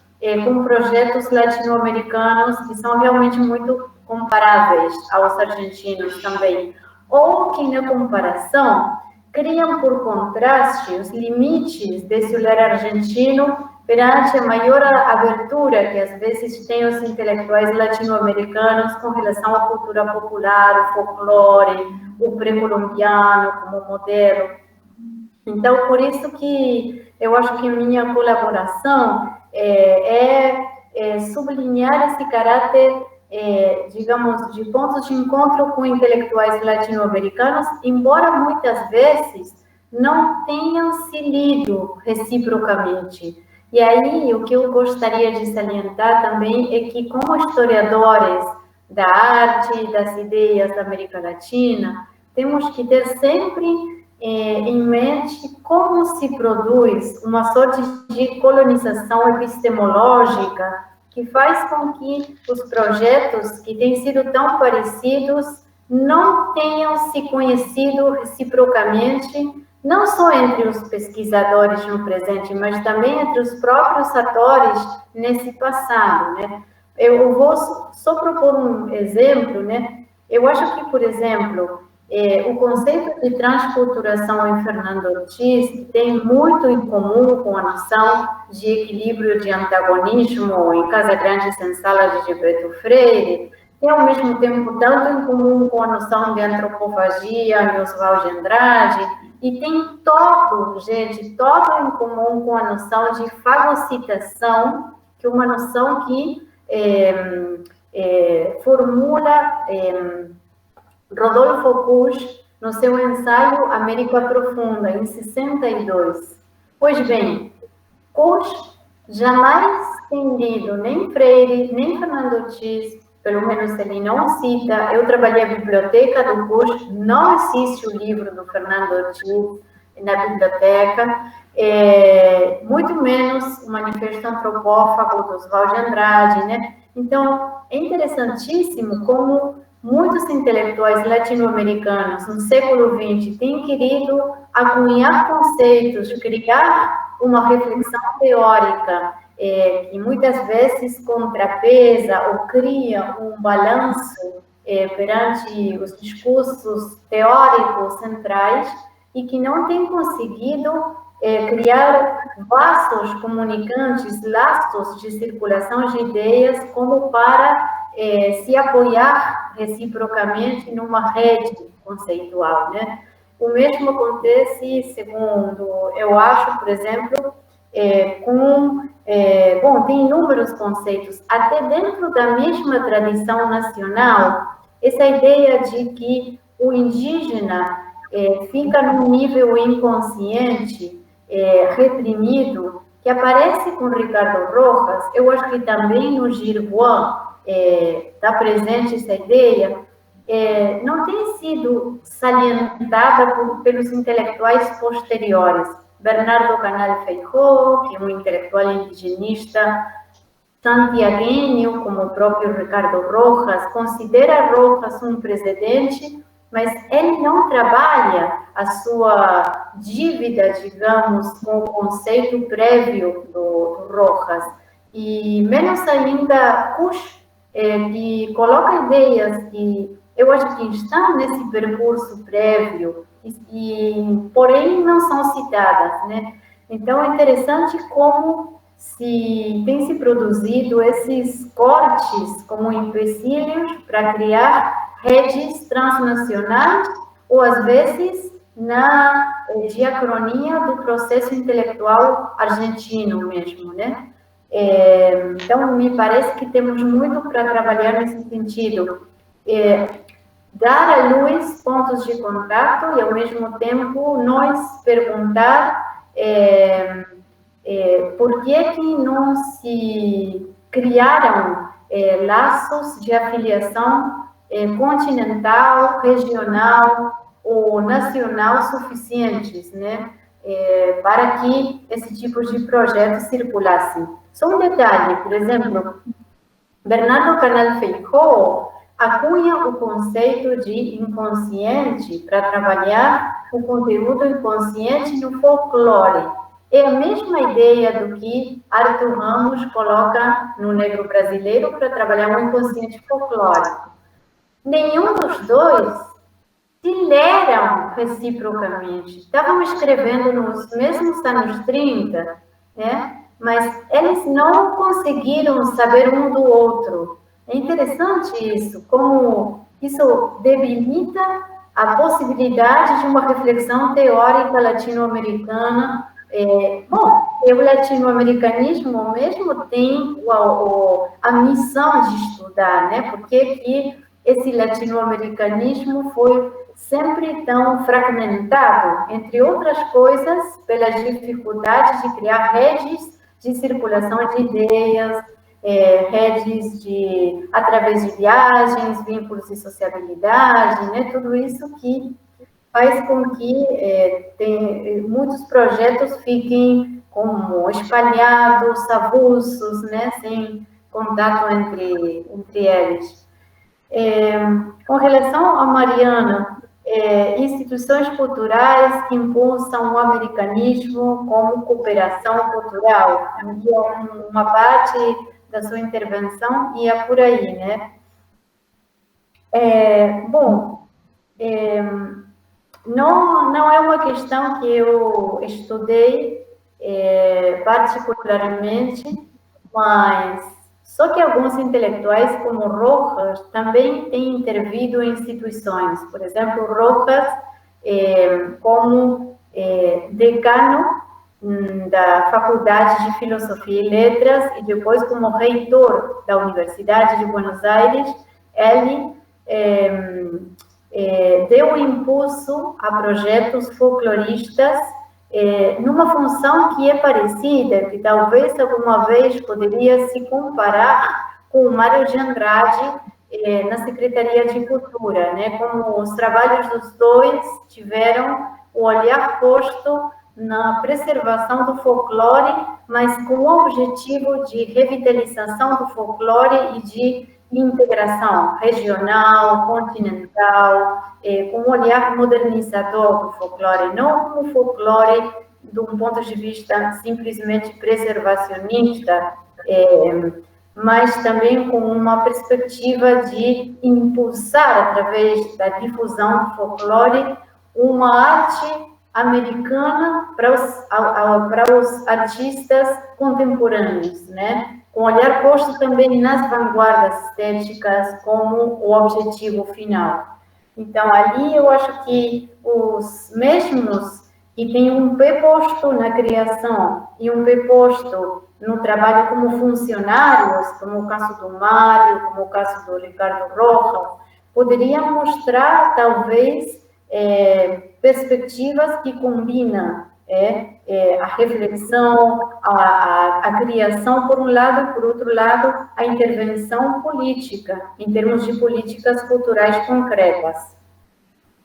Olhar ao indígena como exotismo, completamente eu concordo, claramente esse o grande problema. Por isso eu falo de uma espiritualidade intangível que deixa de fora os indígenas no presente concreto. Tanto assim, quanto que você tem alguns momentos que são realmente muito chocantes, né? Por exemplo, Ricardo Rojas publica como livro o seu livro Euríndia, que é um ensaio que propõe a unidade indo-hispânica para modelar a identidade argentina, no mesmo ano em que acontece o massacre de indígenas de Napalpí, 1924. É um movimento indígena de caráter messiânico, religioso, e se nega a continuar sendo explorado pelos latifundistas do Nordeste argentino e que foram massacrados, né? Depois, numa causa judiciária, foi considerado Napalpí como genocídio. Rojas publica esse texto e não se pronuncia a respeito do massacre, porque esse massacre aconteceu durante o governo do Hipólito Yrigoyen. Rojas é irigoyenista, até o ponto de que, com o golpe de 1930, ele se afilia à União Cívica Radical, se converte num intelectual-chave do partido e, na clandestinidade, edita um ensaio, O Radicalismo do Amanhã, O Radicalismo del Mañana. Esse ensaio custa, em alguma medida, o futuro do Ricardo Rojas, porque Rojas é julgado e enviado como preso político para o penal de Ushuaia em 1934. Então, eu acho que, nesse sentido, a teoria da mestiçagem e o indigenismo de Rojas é um indigenismo muito compatível com os princípios do irigoyenismo, que tem um caráter democratizador, populista, mas, ao mesmo tempo, que reprime os conflitos sociais, políticos e, sobretudo, as comunidades indígenas. Então, tem todo em comum com o uso exotizante do mundo indígena. Não é resgatado ao todo, mas é comodamente, burguesamente resgatado através de elementos que apenas espiritualizam uma identidade que continua a ser predominantemente branca, europeia, católica, né? Então, tem todos os limites próprios dessas mestiçagens mais conservadoras, no fundo. Até o fato de que as obras que no passado pré-hispânico têm tido uma funcionalidade múltipla, religiosa, prática, política e tal, e que esses intelectuais continuam a tirar dos seus contextos originais e convertê-las em obras de arte, por exemplo, ou em simples fontes de inspiração estética. Ali você já tem uma violência simbólica, uma redução de uma totalidade cultural que não está sendo respeitada, que está sendo manipulada para criar um produto burguês, moderno, ocidental, no fundo, né? Então, eu não trabalho com intelectuais ou indigenistas mulheres, porque, na verdade, não privilegiei a variável de gênero, mas sim nas próprias análises, né? Por exemplo, quando eu trabalhei com Euríndia, o texto se encerra com uma dança de uma bailarina mulher e é claramente o lugar da mulher no projeto paternalista do Rojas. A mulher como uma simples mediação, como uma sorte de ventre que está em disponibilidade para veiculizar a mestiçagem entre os elementos indígenas e os elementos hispânicos. Então, ali eu tenho um olhar com relação à função que é assignada ao sujeito feminino e ao corpo feminino nesses projetos de mestiçagem. Não trabalhei com mulheres indigenistas, mas sim com a mulher dentro desse tipo de projetos, né? Por exemplo, também em Forjando Pátria, o ensaio do Manuel Gamo, o capítulo sobre a mulher mexicana é uma maravilha, porque lá ele coloca o modelo da mulher e tem que criar a viril raça mexicana moderna, pós-revolucionária, que deve ser um equilíbrio entre a mulher servil indígena e a mulher feminina espanhola. Outra vez, mais uma vez, a mestiçagem indo-hispânica, né? Sempre afastando-se do grande perigo, do grande fantasma da mulher feminista, que é associada ao imperialismo norte-americano, né? Então, é interessante, porque o sujeito feminino está carregado de conotações políticas, eugênicas, e sempre como uma simples mediação, né? Como uma sorte de ventre em disponibilidade para operar essa mestiçagem biológica, cultural, até metafísica, entre elementos contrastantes. La chola desnuda, também para responder a Kátia, né? Essa chola é la maja desnuda, claramente, e até é completamente branca, gente. É uma chola que está branqueada, nem se sabe se pela lua que alumia e põe o corpo dessa cor, né? Mas é uma chola com uma estética que demonstra também, até eu pensaria, seguindo o nosso querido colega Sérgio Miceli, né, que tem trabalhado tanto em sociologia da arte, quando ele fala das pressões do mercado, que faz com que, por exemplo, uma Tarsila do Amaral, que se formou na França com Ferdinand Léger, por exemplo, e que lá experimentava com explorações muito mais ousadas, quando ela volta para o Brasil, negocia com os limites estéticos desse mercado da oligarquia cafeicultora de São Paulo, né? Ali também eu tenho um exemplo parecido para pensar como Alfredo Guido quer colocar a mulher mestiça como foco, como centro de uma sensualidade que deve ser aceita, que deve criar uma empatia erótica, né, no leitorado, no espectador, mas tem um limite fortíssimo, que é o preconceito racial dessa oligarquia portenha, por exemplo, né? Então, nessa negociação, La Chola desnuda se transforma numa mulher não somente bonita segundo o critério eurocêntrico, mas também quase que branca, né? Então, é interessante para pensar essa pressão dos limites da elite que conforma o mundo, digamos, consumidor dessa estética, né? Bom, Kátia, intelectuais não indígenas, claramente, né? O indigenismo desse período, vamos ter que esperar muitíssimo para chegar a ter intelectuais que conseguem se empoderar e produzir algum tipo de testemunho de defesa da cosmovisão indígena no presente, no passado, de um ponto de vista de uma fala em primeira pessoa. Aí eu acho que, por exemplo, me chamo Rigoberta Menchú, que assim me nasceu a consciência, o texto que ela escreve em parceria com uma intelectual,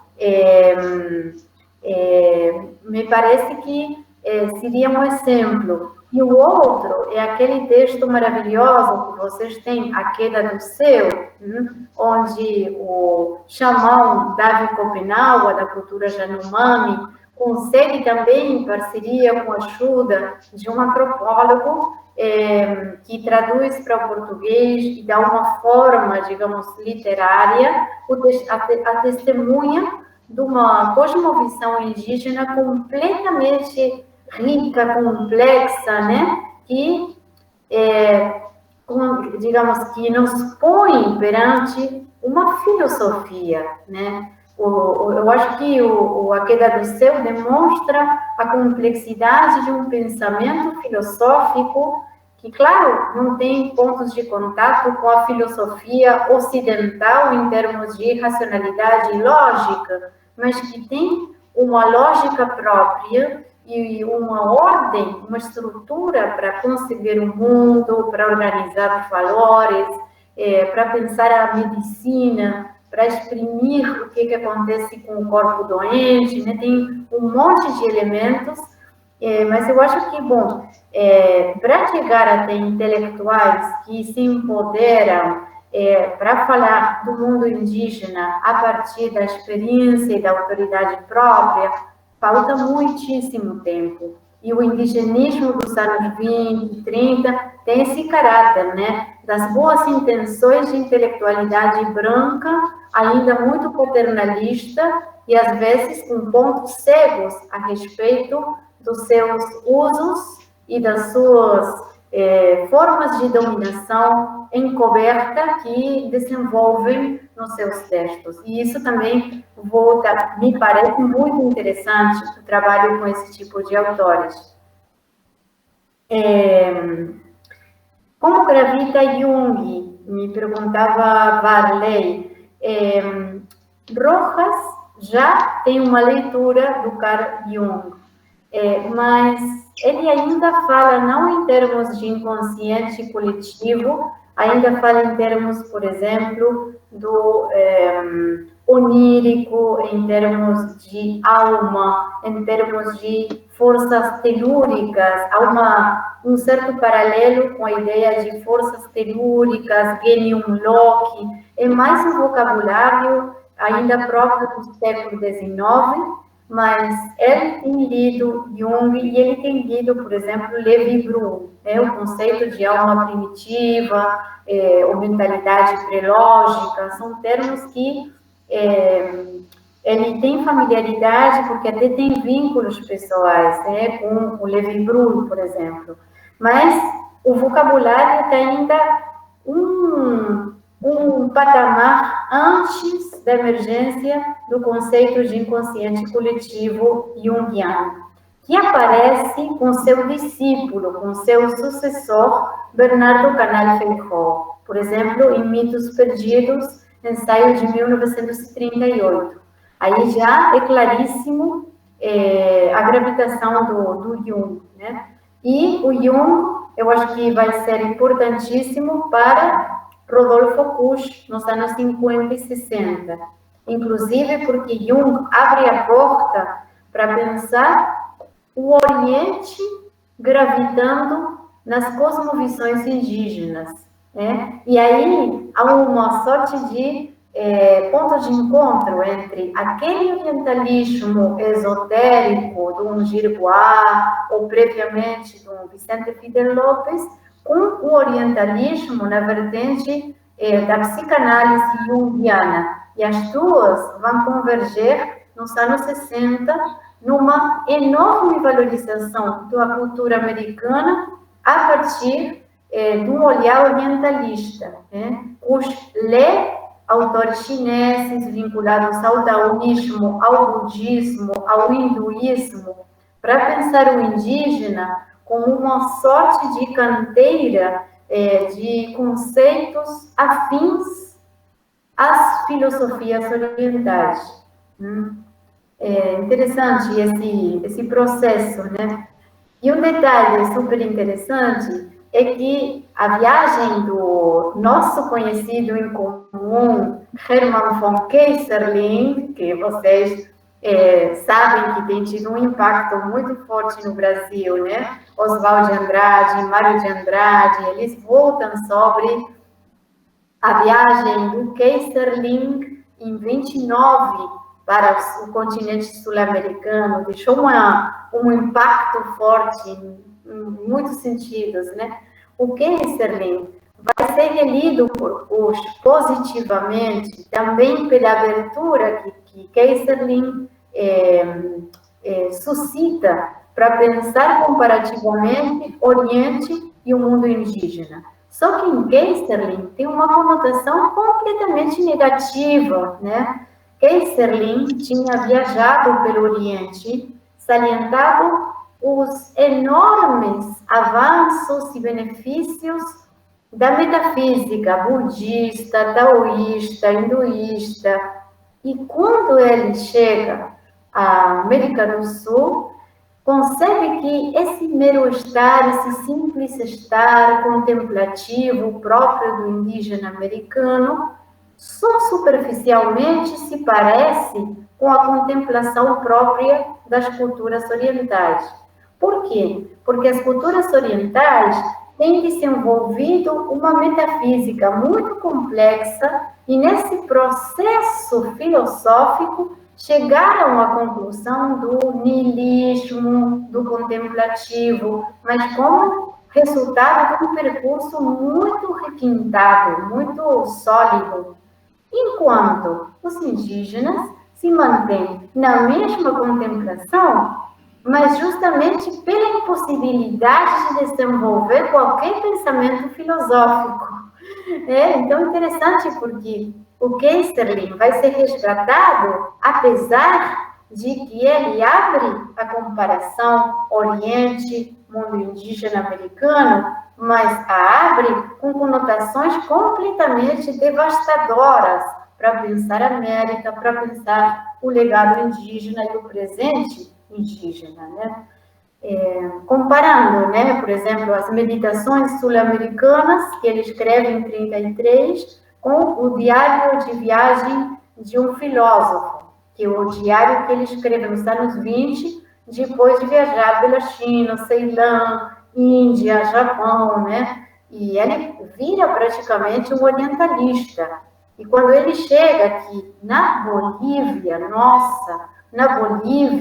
ele diz que as forças telúricas desorganizam o corpo, um mal que não está preparado para viver. Cara, ele deve ter tido um mal de altura, né? Ele deve ter sofrido uma descompensação, mas daí ele conclui que é impossível refletir em termos filosóficos profundos na América e que os indígenas aparentemente parecem monges budistas contemplando o mundo numa passividade, procurando a vacuidade, o niilismo, conceitos que vêm, né, do pensamento oriental, mas que eles fazem isso porque não tem como atingir um nível de elevação filosófica ou espiritual, metafísica e tal, né?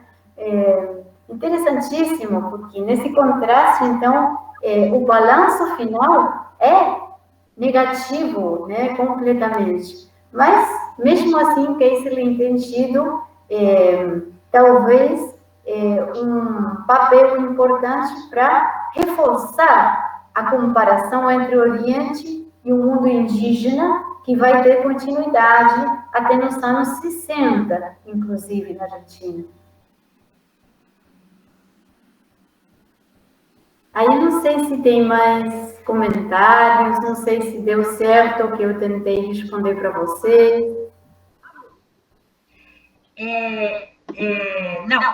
Só quero perguntar, Alejandra, se mais alguém, apesar que nós estamos quase 4 da tarde, mas se mais alguém tiver alguma questão, ainda dá tempo, Alejandra?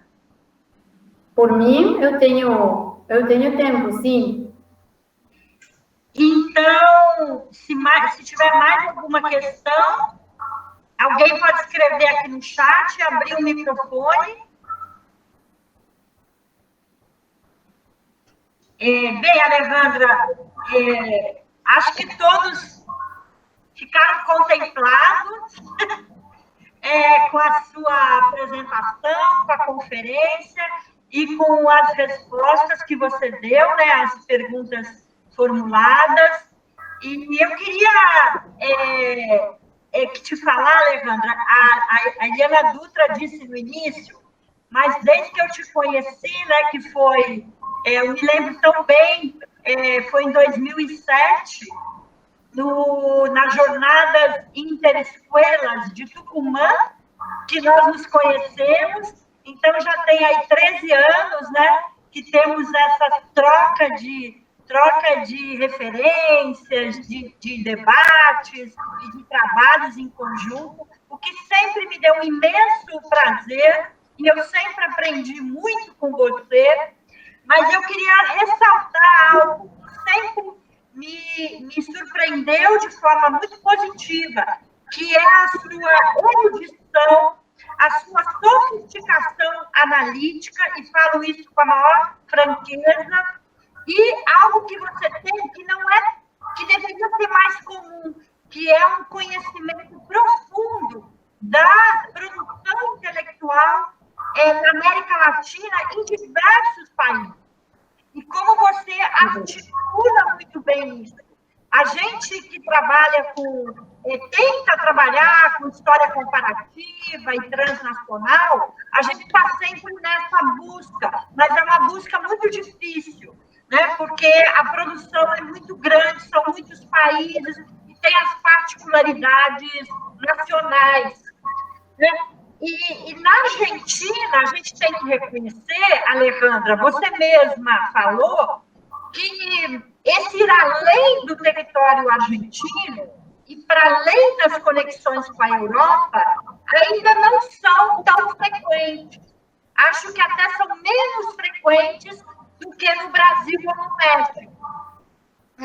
E isso não é uma observação apenas. E você faz esse esforço, junto com outros colegas da Argentina, que eu conheço, e que também trabalham muito bem, de pensar a Argentina dentro da América Latina e pensar a Argentina nas conexões com o Uruguai, com o Brasil, com o Chile, com o México, com o Peru, e isso sempre é muito importante e instigante. Então, eu queria ressaltar isso no seu trabalho, e você fez um doutorado sobre a produção cultural brasileira, né, do 19 e primeiras décadas do 20, o que também é muito relevante, e também te agradecer pelo seu esforço de apresentar em português, responder todas as perguntas em português, mas todos puderam ver como a Alejandra domina bem a língua portuguesa, né? Claro que acontece com todos nós, né? Da gente, como nós falando espanhol, sempre tem elementos da língua portuguesa que se mesclam, isso é plenamente normal, mas você realmente domina muito bem o português. Então, eu queria agradecer novamente a Alejandra pela conferência tão interessante, tão instigante. Ela prontamente aceitou o convite. Essa data de 4 de dezembro é um pouco penosa para muitos de nós, depois de um ano tão difícil, mas é também a abertura do nosso segundo semestre letivo, tão atípico e excepcional. Queria agradecer a professora Eliana Dutra, sempre presente, e nessa nossa colaboração entre Projeto Brasiliana, projeto que eu participo desde o começo, né? Que a Eliana me convidou desde a década passada, né? Um projeto de longa duração. E agradecer também muito a Roberta Ornelas Oliveira, que está terminando a graduação no UFMG e é a secretária do NUPA, e me ajuda em tudo do NUPA. Então, obrigada, Roberta, de público, e também a Mariana Silveira, colega que contribui sempre também com as atividades do NUPA. Ela escreveu aqui no chat, Alejandra, que ela teve um problema com a câmera, mas que ela continuou ouvindo você, mas ela não aparece porque a câmera dela deu um problema. E agradeço a todos os presentes. Muitas pessoas, Alejandra, assistiram toda a conferência e escutaram uma parte do debate, mas precisaram já se ausentar, mas agradeceram muito aqui no chat. E, então, agradecer a todos os presentes que já precisaram se ausentar e a todos que ficaram até o final. E, Alejandra, agora eu vou passar a palavra para você, se você quiser comentar alguma coisa. Bom, acho que com relação à exposição, por enquanto eu deixaria ali, simplesmente agradecer muitíssimo o convite da Kátia e a presença de vocês. Eu